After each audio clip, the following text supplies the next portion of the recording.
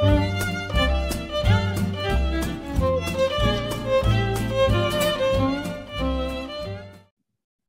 and welcome back to the Pandemic Baseball Book Club. I'm Jason Turbow, and today I have the pleasure of speaking with former Los Angeles Dodgers general manager Fred Clare, who himself has a new book out. It's called Extra Innings. It's partly about baseball and partly about his journey through battling cancer and his experience at the City of Hope. So I'm very excited to speak with you, Fred. Welcome. Thank you, Jason. So Fred, I met you a few years back as part of my preparation for writing They Bled Blue, which is a book about the 1981 Dodgers. You were on hand for that. You were the vice president of public relations and promotions, I believe, that season.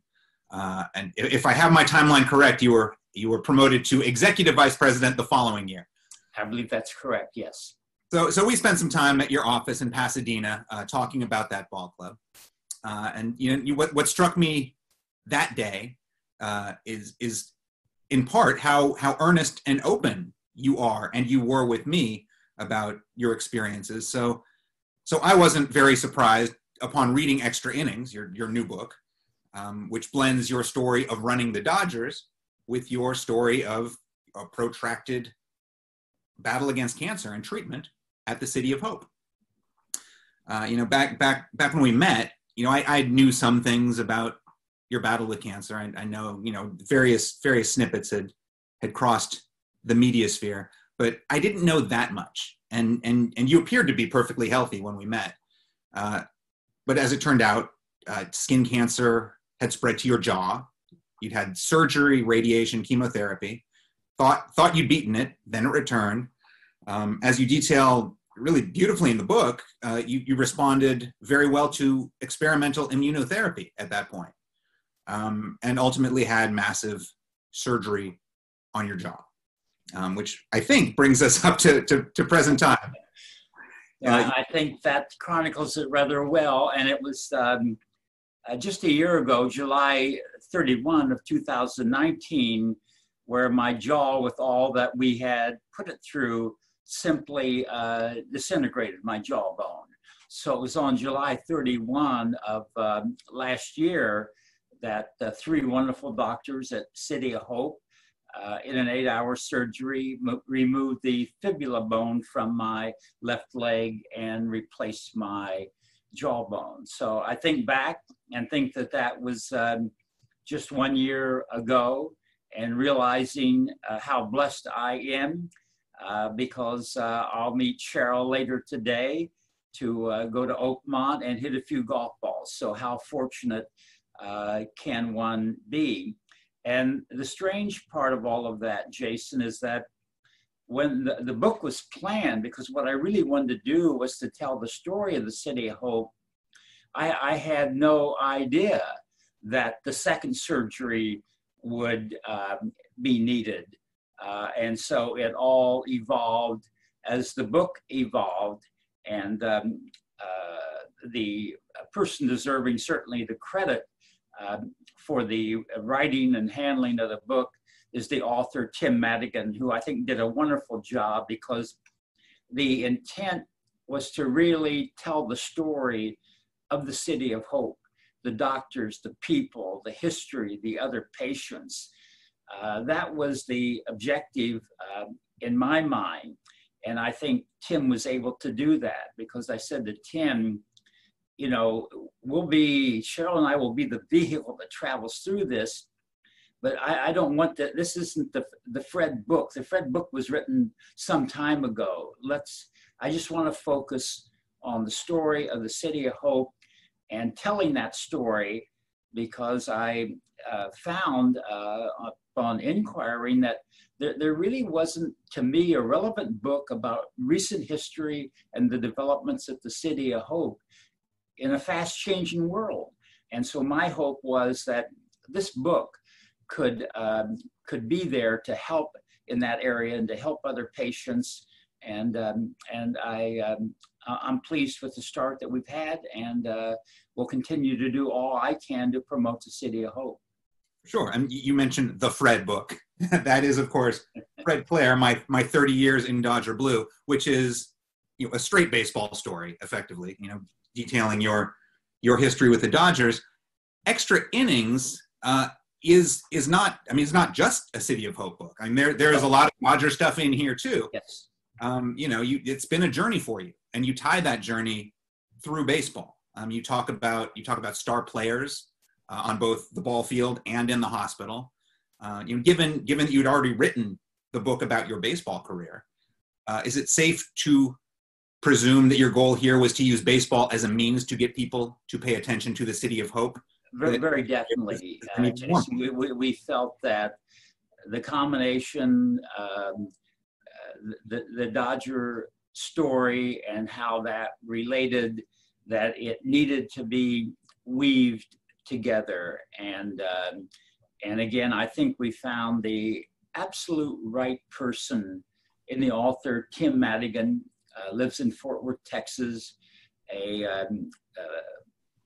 a background in writing some sports, but really a feature writer who's done several wonderful books, including one on Fred Rogers and other noteworthy books. So he really proved to be the right person, because Cheryl and I developed a wonderful relationship with Tim. He worked so very hard and spent so much time with both the baseball people and the medical staff at City of Hope, and showed a deep interest in really doing this in a very thorough manner. And I think that's what really comes through. Oh, for sure. I think Madigan did a great job. Although I do have questions about that, given that you started out as a professional journalist and you were the Dodgers beat writer for the Long Beach Press-Telegram when you were hired by the Dodgers. Yes. To work for then Vice President of Public Relations, Red Anderson. And also given that you wrote your own book. My 30 years in Dodger Blue is by you with help from journalist Steve Springer.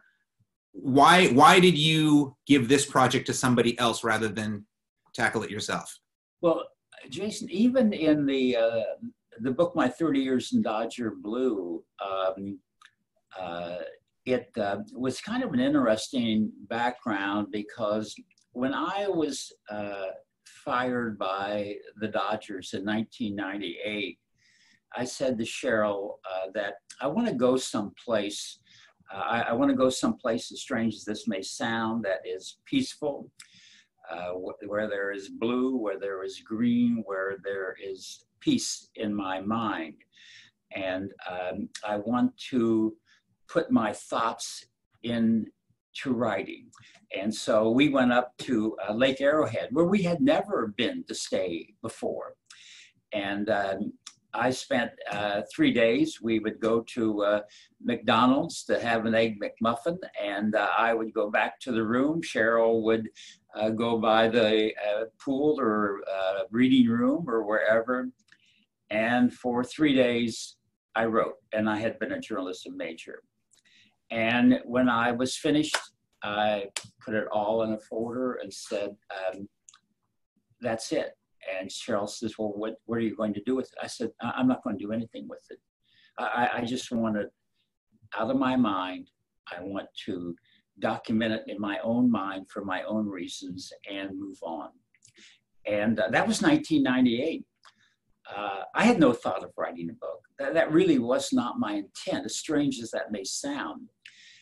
And when the Dodgers were about to be sold by Fox, and the Fox group coming in paved the way and paved it very definitely for me to leave because of a number of factors. But now in 2004, I believe it was, Fox was going to sell. And Steve Springer, who was with the LA Times, called me strangely and said, Fred, have you ever thought of doing a book? And I said, Steve, you may be talking to the right guy at the right time, because I have part of a book. And this is probably the time, because now the Dodgers are going to change hands again.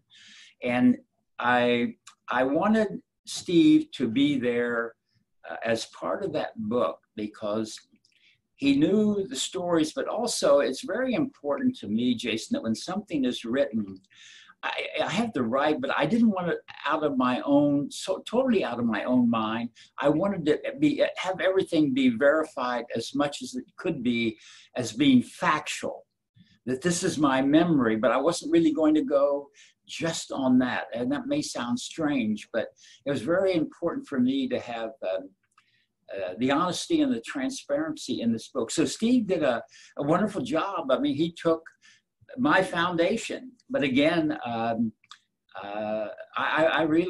wasn't the sole author, and certainly in this case, I didn't want that role. I wanted somebody with a perspective of coming in and looking freshly at what had transpired, what was happening at the City Hall. I was too close in many ways to really write about that in the way that I wanted to see it written. And so again, Tim was the right guy for us. Yeah, he did a great job. And, you know, as a journalist, I appreciate you not relying only on your own memory to verify things. I've had to eliminate too many great stories to count just because they couldn't be verified. Yes.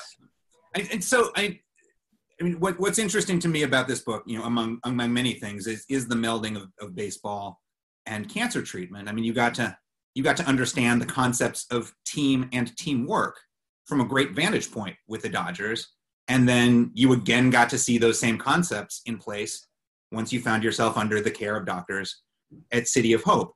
I mean, was this a conscious revelation to you, and what overlaps did you encounter when it came to team construction?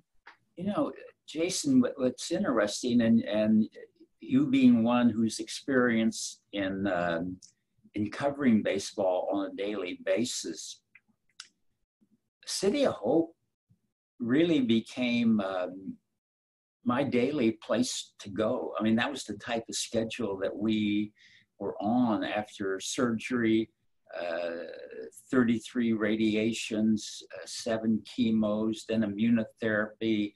It seemed like we were literally there every day. And when you walk in, it was almost like, it sounds strange, but it's almost like walking into Dodger Stadium, and that everything became familiar. There was the people at the check-in area that we got to know. There was the navigator, Loopy, who would help us from time to time.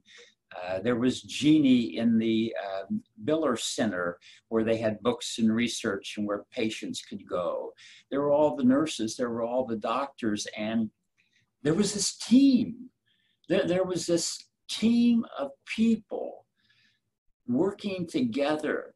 And I was just so impressed by the culture, by the way that they came together and worked together to try to help a patient. And it literally, I felt like I was part of that team. I felt that I wasn't going in there as an individual or just with Cheryl. We had this wonderful group of people working together, pulling together to try to do something that very frankly seemed insurmountable. And so it was my heart and my soul that connected, and the people and the philosophy. When you walk in the City of Hope, and you go to one of the places of entry, there are always these cards about any suggestions, and the note that we care. They truly care. So that was what I was hopeful that Tim could convey. He did, and you know, I should say right now, I'm going to ask many baseball questions. You bet. Going on.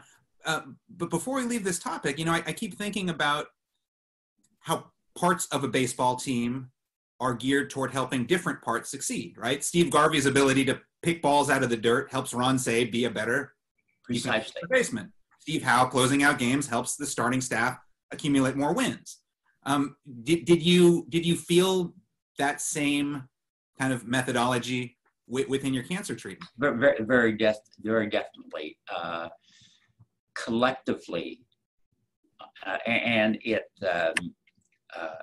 in many ways was so vivid, having had the honor to be the general manager of the Dodgers and to know that in dealing with a player, in dealing with Steve Garvey, and we're going to move this player from third base to first base, and we're going to move Bill Russell from the outfield to shortstop, and we're going to move Davey Lopes from the outfield to second base. And now we've got to bring all of these, a general manager can't dictate this is what we're going to do. A manager can't dictate this is what we are going to do. It's Monty Basgall is the great coach. It is everyone working together and exchanging informations on what we need to do here. Here's what we're going to have to do to make this player better. And it's coming from 3 or 4 different perspectives. And that's exactly what happens at the City of Hope. When they're looked at what I was faced with, it wasn't just 1 or 2 doctors. It was the meeting of the oncologist, the radiologist, these doctors coming together to look at all the information to say, this is Fred, and this is what we're faced with, and this is how we're going to have to come together.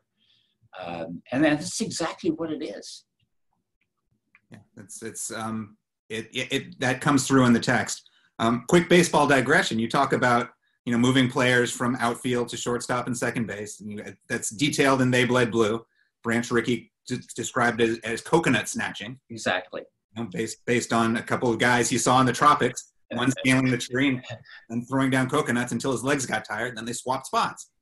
One of my favorite moments of conversation I had during the reporting of They Bled Blue was with Ron Say. Apparently he was, someone in the organization attempted to coconut snatch him from third base into the outfield, which was a move he did not want to make. And at some point in the outfield, maybe in spring training, he made a great play in left field and thought, man, why did I do that? Now they're going to think I can play here and they're going to want me to play here. Luckily for him, it didn't quite work out. Ron was destined for third base. That definitely was going to be his place, and he did it well. Yeah, for sure. I mean, as a young Giants fan growing up, I remember one of the jokes of the National League was the revolving door at third base for the Dodgers prior to Ron Say getting there. Yes. And the Dodgers were very successful despite this, but boy, did he lock that down for a good long time. Yes, he did indeed. So you do tell baseball stories apart from your Dodger years within the context of City of Hope. I mean, one of those stories has to do with former Padres and Diamondbacks general manager Kevin Towers, who you encountered during the course of your own battle. Could you tell me a little about that? It was very meaningful, emotional, meaningful to me because Kevin had become a friend during Dodger days. He, of course, was with the rival team, the San Diego Padres. But we had a great relationship, and I always enjoyed dealing with Kevin, being with him at any time our teams were together or at a general manager's meeting. And so when, after the surgery in 2016, and then at the beginning of 2017, when cancer came back, and I was going to be dealing with immunotherapy, Kevin had been diagnosed with anaplastic thyroid cancer. that is a diagnosis that you do not want. It literally is a death sentence. And so in that year, actually Kevin and I had grown closer after my Dodger days because we were friends. And when he would come to Pasadena, we would exchange emails or messages and get together for breakfast at my little hangout pie and burger in Pasadena.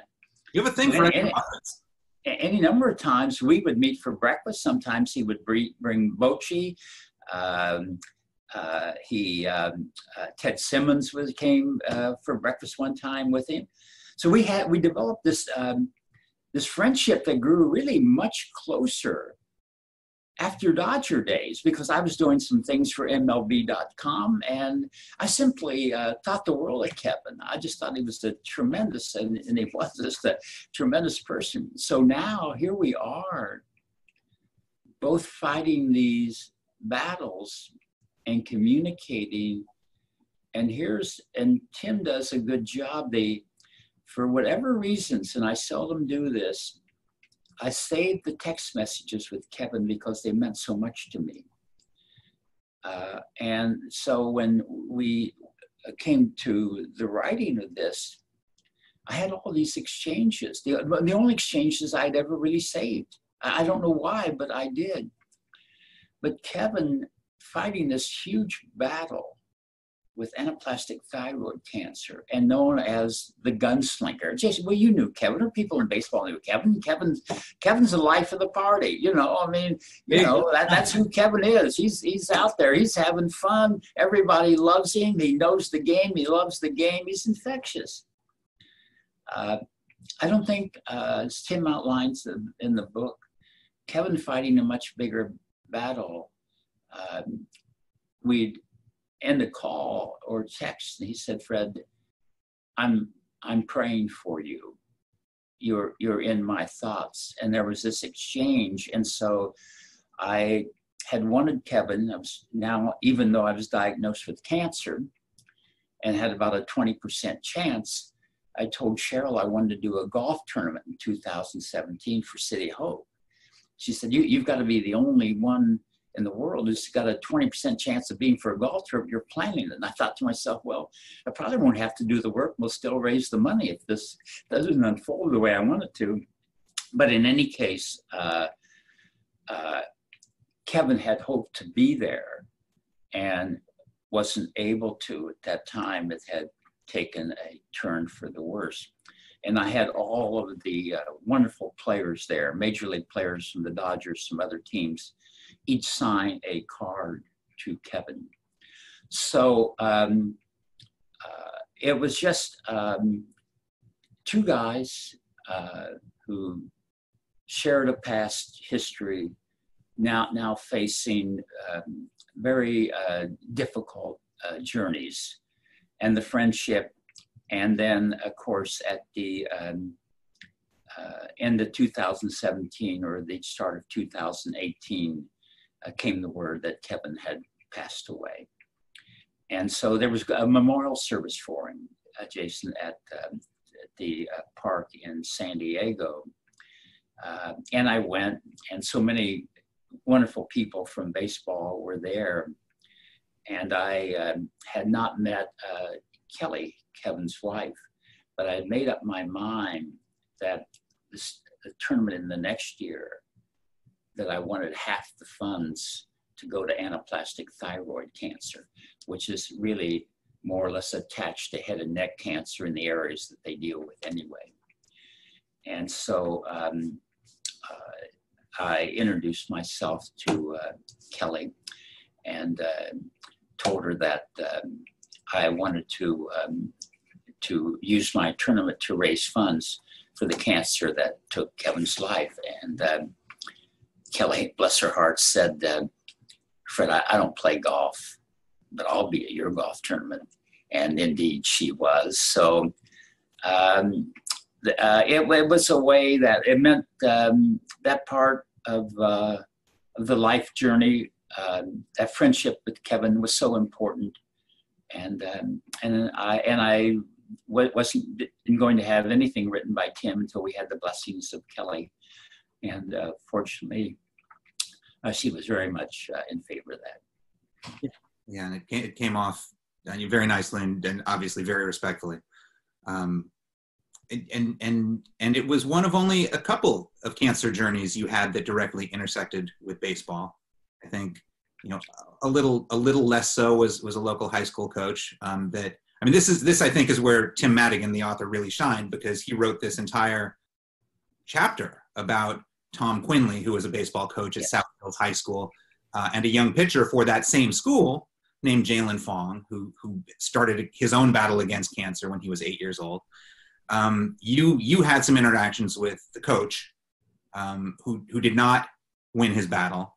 No. And later on, you had some interactions with the pitcher who did win his battle, and ultimately it coalesced into, quite an inspiring story. I mean, on the opening day when the team was honoring the coach who had just passed away, the pitcher Jalen Fong tossed 6 shutout innings. I mean, it was like cinematically perfect.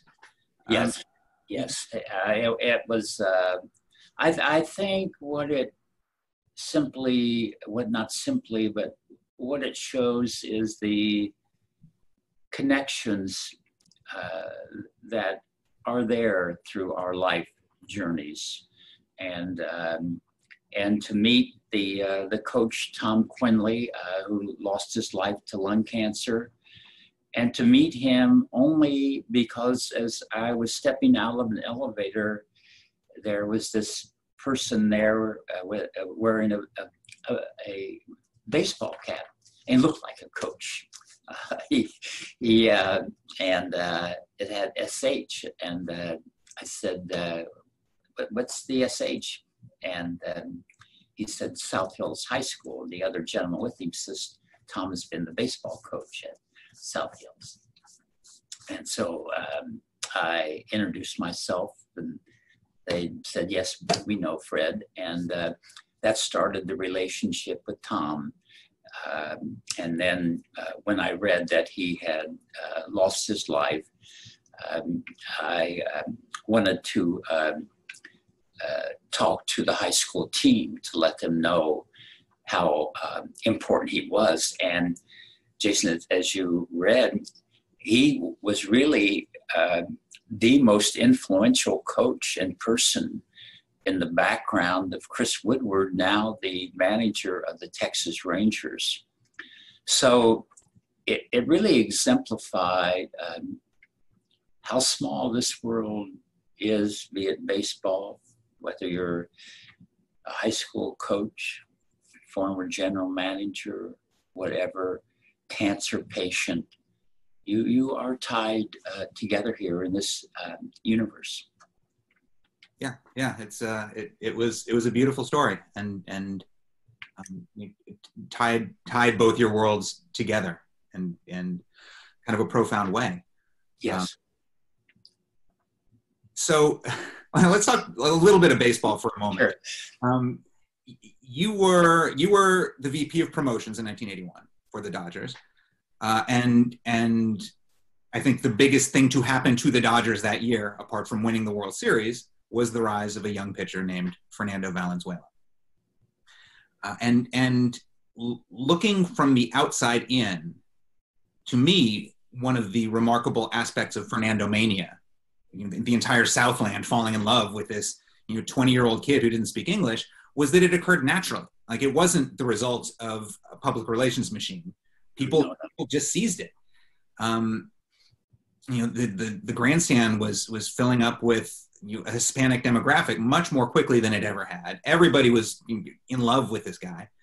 Today, it's easy to picture a team's promotion department trying to capitalize in every which way. How did you approach that then? Well, with Fernando, it's interesting because I knew that in having had the pleasure to know Walter O'Malley, that he was such a visionary in literally everything that he did and thought about.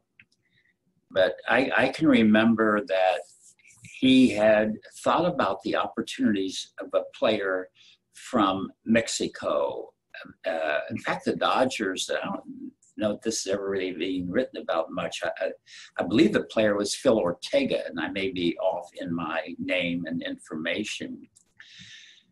But Fernando coming into the Dodger organization, and as you know, Jason, rising quickly, and then having the opportunity to start that opening day in 1981 when Jerry Royce had pulled a hamstring the day before, running in the outfield.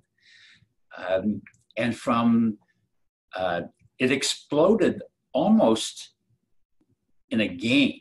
It's opening day at Dodger Stadium, and here is Fernando who emerges. And I think we probably talked about the story at the time of your book, because it so happened that I was in the dugout before the game. Fernando warms up, comes into the dugout, and I'm standing near him. And there was this sense that here's opening day, a full stadium. I've been around a lot of players. There are things that you sense and know and feel. He was so calm. And he looked around, and it was almost to me as though there was the feeling of the stage is set. I'm prepared, and the stage is set. And that's who Fernando was. I mean, he knew his talent. He knew the depth of his talent, and there was no intimidation. And when that ride started, it was a marvelous ride, because he was prepared for the times, and had a historic run in so many ways, not only by his performance, but what he meant to the Dodgers, what he meant to the Latin community, what he meant to baseball in Mexico. It was marvelous. Yeah, it was. You know, Mike Brito, the scout who signed him, told me that when he introduced himself the very first time to, I think, a 17-year-old, maybe even younger, Fernando, pitching in Mexico, as, "Hi, I'm a scout for the Dodgers," he said Fernando couldn't have cared less. Right? He was just that calm and unperturbed and maybe confident in himself. Yes. You know, an amazing character. So you got your job as general manager in 1987 when Al Campanis made his infamous comment on Nightline about minorities not having the necessities to be managers or general managers. You were not there when he made those comments, of course. No. You found out the next day. What do you recall about the moment when you found out? I didn't know what had transpired until I picked up the Los Angeles Times the next morning. The Dodgers had played in Houston. Al had gone on to Nightline, had not told anyone in the organization that he was going to be on the show, so I wasn't tuned in the show. None of us knew that he was going to be a part of that show in the anniversary celebration of Jackie Robinson breaking into the major leagues. So when I picked up the Los Angeles Times, I can still see the story running down the right-hand column of the paper of Al's remarks, and I was stunned. I was absolutely stunned by what had transpired, and there was an immediate firestorm that broke out. Dodgers were in Houston. Peter O'Malley, who normally I can't really even remember an opening day away from Dodger Stadium, because Peter normally wouldn't be traveling with the team, be preparing for home opening activities. But in any case, after 2 days, that Al's appearance was after the opening game in Houston, and before the third game, it was to be a 3-game series in Houston before the team came back to Los Angeles. Peter asked and received Al's resignation. So it was a terrible time for the Dodgers, for the team of Jackie Robinson, for Al Campanis, who had assisted Jackie Robinson. Al Campanis, in my view, was trying to defend the game of baseball, where very frankly, there was no defense. And the more he went on with his points of trying to defend, the more ground, sadly, that he lost and cost him his job. Yeah. And, everyone I spoke to, from the team acknowledged kind of the discrepancy in their feelings about Al as a person and the comments he ended up making. Yes. And virtually every minority player I talked to viewed him as an ally in one way or another as well. Yes, no question. So you suddenly are thrust into this role in 1987. I mean, you yourself have acknowledged that if the Dodgers had had enough forewarning to conduct a thorough search, you probably wouldn't have received the job. But they didn't, and you did.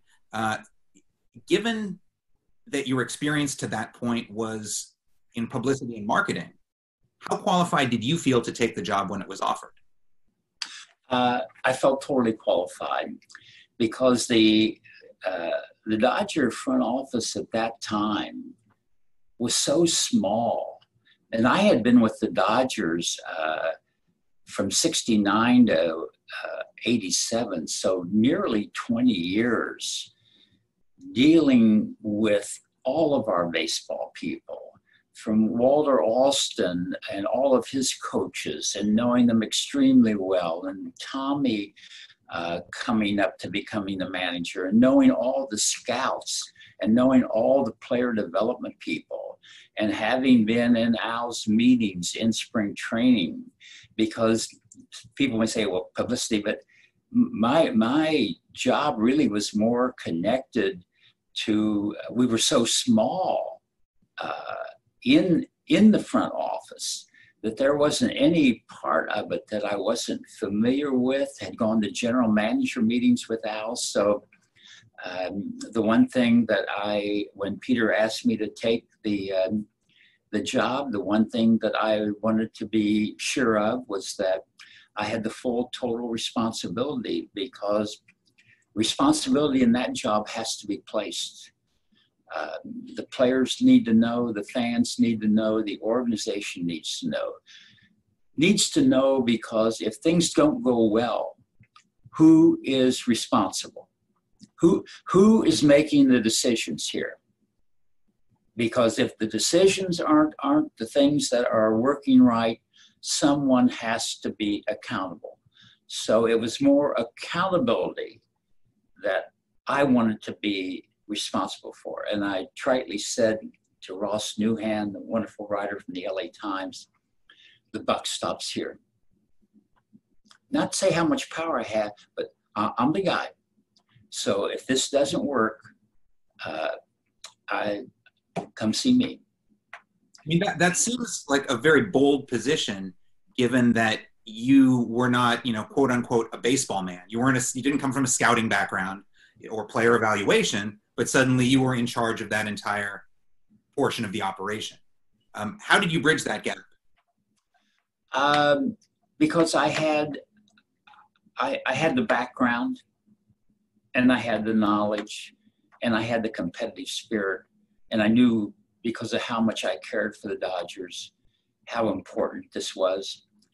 And when they went to Peter and said, well, how long does Fred have the job?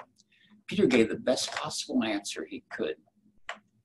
He said, he has it for today. Jason, that's all we really have here, whether it's the job or whether it's life. And I didn't know that necessarily as vividly 30-some years ago.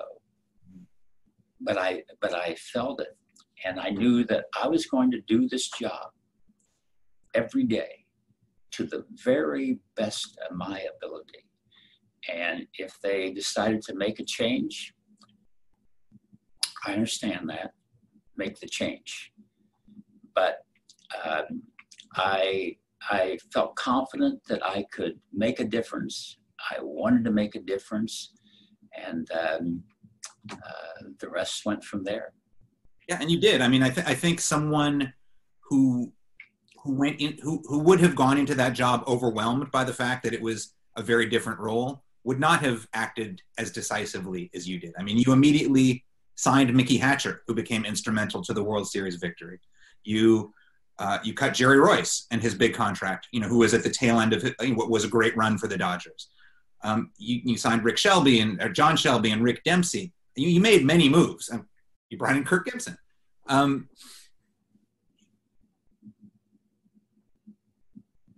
It sounds like it's tied in directly to what you just said. This decision to make bold moves from the get-go, knowing that everyone knew who was making the decisions. And I knew the people involved. I had known Mickey Hatcher from the time he had been with us before. I knew what type of competitive player he was.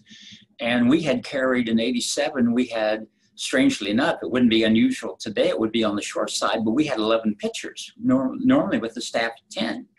I'd seen Jerry Royce pitch in spring training. I think the world of Jerry Royce. He's a dear friend today. And I went in to see Peter, and I said, this is my second full day on the job. I said, Peter, I want to make a move. And he said, well, what's that? And I said, I want to release Jerry Royce and sign Mickey Hatcher. He said, well, Fred, Jerry's one of our top paid players, isn't he? And I said, yes. He said, well, where's Mickey been? And I said, he just got released by the Twins. So Peter, bless his heart, said, you want to sign a guy that just got released by the Twins and release one of our top paid players? I said, yes.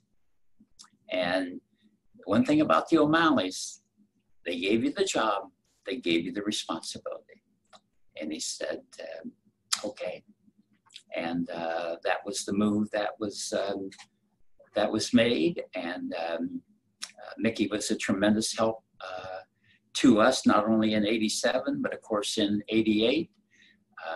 John Shelby, when we made that trade early on, we were in desperate need of a center fielder. We had started the season with a young man by the name of Mike Ramsey up from AA, who was clearly overmatched. We had to get a center fielder. I sent Mel Didier, who I knew very well as a scout, into Rochester to see John. He had been sent down to AAA by the Orioles. But here's the thing, Jason, about experience. First time I knew anything about John Shelby, I was still in marketing or whatever my position was. It was so small, you were in everything. And I'm sitting beside Lou Johnson at a spring training game when the Dodgers are playing the Orioles. This is 3 years before that trade. And John says to me, or Sweet Lou says to me, Freddie says, I know this fellow's coming up to bat for the Orioles, John Shelby. He said, well, he's from Lexington, Kentucky, where I grew up. I know him, knew his family, but this guy is a great, great guy. And so I want to tell you something. This guy has a lot of talent. And that stayed. So it wasn't as if I became the general manager and made a trade for a guy or guys that I didn't know. I knew them well because I had been in the game, involved in the game. And so I think that's really what helped me. And later in that '87 year, we made a trade that proved to be extremely important for us in '88 that doesn't get the recognition that the player deserves. And that was with Oakland for Tim Belcher, who was, incredibly important to us in '88. So I just knew that I loved the job. I loved the responsibility. And as a competitive person, it was as close as you can get, or as among the ways that as close as you can get to being part of the team and not wearing the uniform on the team. Sure, for sure. And your most notable signing, of course, was Kirk Gibson. And in Extra Innings, you hint, or Tim Madigan hints, at what seems like perhaps an at times strained relationship, which was, I think, clarified in the introduction by Los Angeles Times columnist Bill Plaschke, who talks about a confrontation between you and Kirk Gibson that very nearly led to blows. That would be a mismatch in a fight. I mean, talk about having a destroyed jaw. I mean, so what was your relationship with Kirk Gibson like? Pardon me? What was your relationship with Kirk Gibson? It was great, really, because we always understood one another. And strange as that may sound, because the argument that Kirk and I had was in '89 at the All-Star break.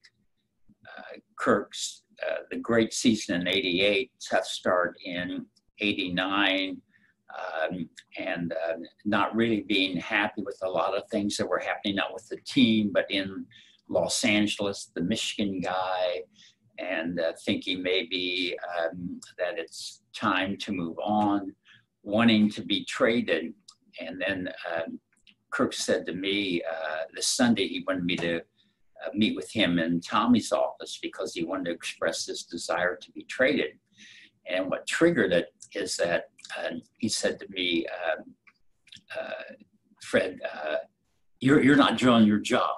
You're not traded. And Kirk would always challenge people. I had a good scouting report on Kirk. Someplace along the line, if you were in Kirk's world, you were going to be challenged. And you had one of two choices. One, few people made. You stood up to him. Two, you gave in to him. I'm not the guy to give in, regardless. And so that led to Kirk recounts it himself, that I put my sunglasses on my head and said, "You're going to tell me how I'm doing my job, not you, pal, not anybody. I worked too hard for you to tell me how I'm doing my job."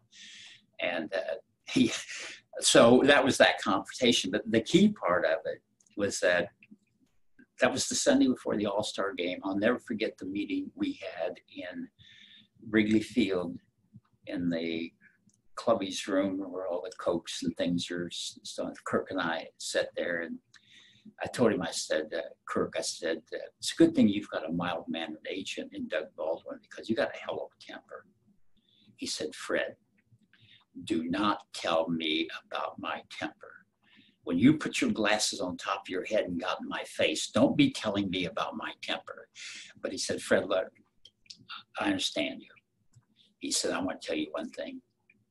I'll give you the best that I have to give as long as I'm on this team.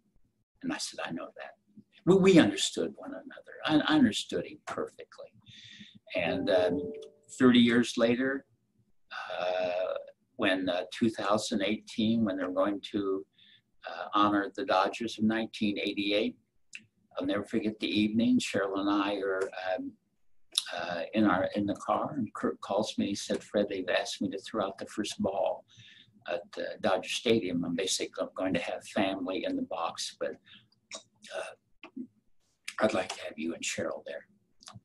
And no one has been, well, there have been others, but few have been more supportive than Kirk during my cancer journey. We always, I understood him perfectly. He was the guy that just flat out wanted to win. He's the guy you want on your team. And that's the guy I wanted on the team. Yeah, and you made the right call.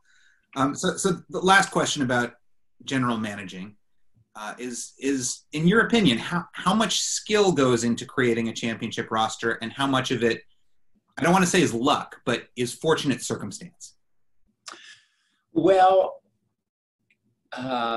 there have to be fortunate circumstances, primarily because you can never factor in the health factor.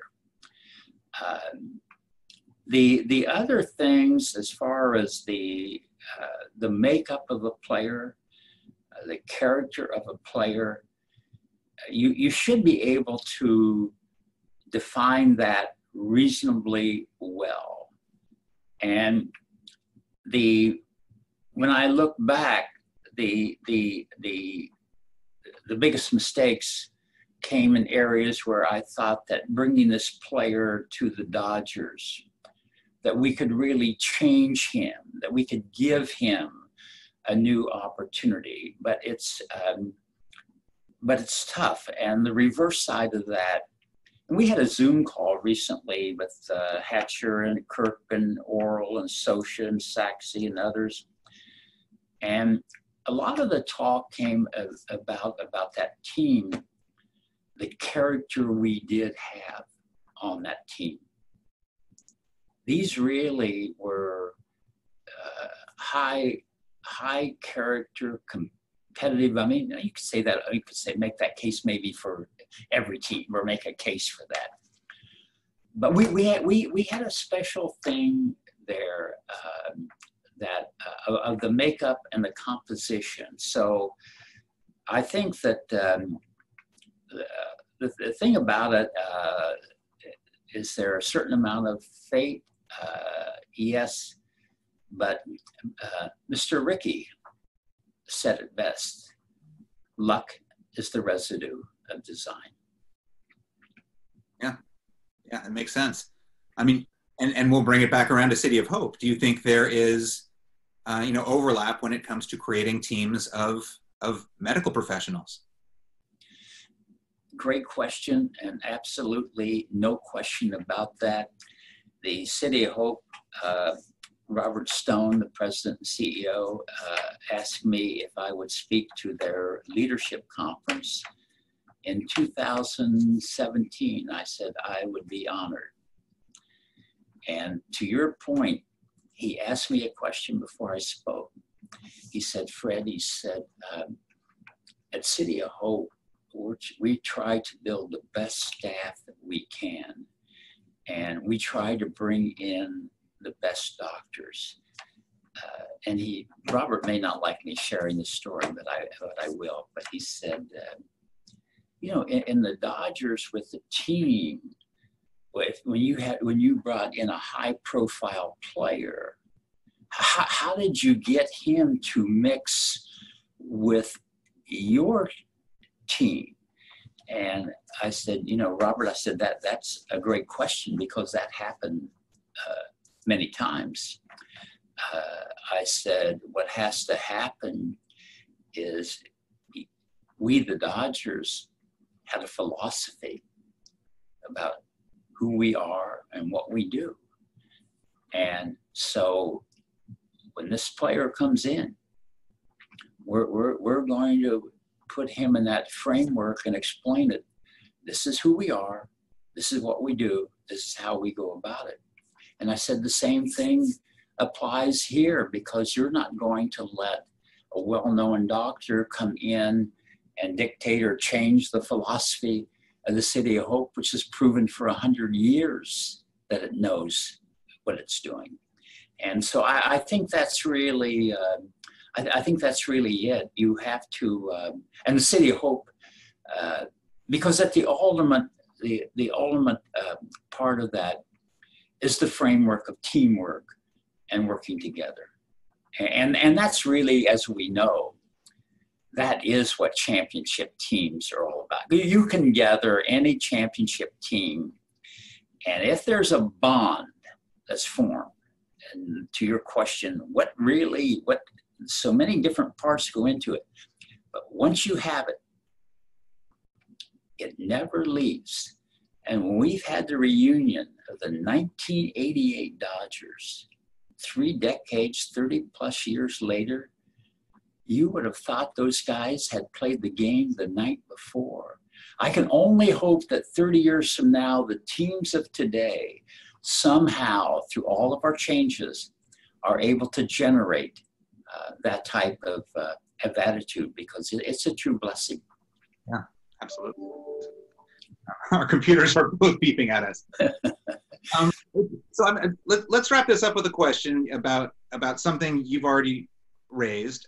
It's your charity golf tournament that you've run benefiting the City of Hope since, I think, 2017. Your registrants are paired with celebrities in various foursomes. I'm sure it helps that your Rolodex runs deep with baseball folk. I was introduced to it by my cousin, who we have to mention, Barry Turbow. Sure. Who's helped you in that regard, and helped me meet you in the first place. What has been especially gratifying about that tournament for you, and how can people get involved? Well, it's been extremely gratifying. It's been gratifying from the standpoint that the money that we've been able to raise for the City of Hope through the golf tournament, in 2 years, it was $500,000.